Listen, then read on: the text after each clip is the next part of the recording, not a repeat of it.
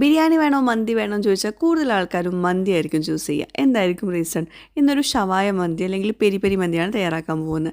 അതിനായിട്ട് തക്കാളി, സവോള, വെളുത്തുള്ളി, ഇഞ്ചി, Arabic spice powder, dried chilli soak ചെയ്ത് വെച്ചത്, ക്യാപ്സിക്കം ചോപ്പ് ചെയ്തത്, ആവശ്യത്തിന് ഉപ്പെല്ലാം കൂടി ചേർത്തിട്ട് മസാല റെഡിയാക്കി എടുക്കുക. അത് ചിക്കനിൽ നന്നായിട്ട് തേച്ച് പിടിപ്പിക്കുക. എന്നിട്ട് പ്രഷർ കുക്ക് ചെയ്തെടുക്കുക കേട്ടോ ചിക്കന്. അന്നേരം കൊണ്ട് റൈസ് അവിടെ വേവിക്കാൻ വെച്ചിട്ടുണ്ട്. ആവശ്യത്തിന് വെള്ളം വെച്ചിട്ട് സെല്ല ബസ്മതി റൈസാണ് എടുത്തിട്ടുള്ളത്. ഇനി നമുക്ക് മന്തി റെഡിയാക്കി എടുക്കുക. ഏലക്ക, ഗ്രാമ്പൂ, ചിക്കൻ സ്റ്റോക്ക്, ക്യാപ്സിക്കം ചോപ്പ് ചെയ്തത്, ഡ്രൈഡ് ലെമൺ, പിന്നെ Arabic spice powder, sunflower oil എല്ലാം കൂടി നന്നായിട്ടൊന്ന് വേവിച്ചെടുക്കണം. എണ്ണ തെളിയുന്ന സമയത്ത് അതിലോട്ട് വേവിച്ച് വെച്ചിട്ടുള്ള സെല്ല ബസ്മതി റൈസ് ഉണ്ടല്ലോ, അത് 2 ലെയറായിട്ട് ദമ്മിടുക. ഇടയ്ക്ക് കുറച്ച് മഞ്ഞൾപ്പൊടി കലക്കിയ വെള്ളം ചേർത്ത് കൊടുക്കുക. പിന്നെ കുറച്ച് പച്ചമുളക് കൂടി കുത്തി വെച്ചിട്ടുണ്ട്. ഒരു 5-10 മിനിറ്റ് ഒന്ന് ദമ്മിട്ട ശേഷം എല്ലാം കൂടി ഒന്ന് മിക്സ് ചെയ്തിട്ട് മാറ്റി വയ്ക്കുക.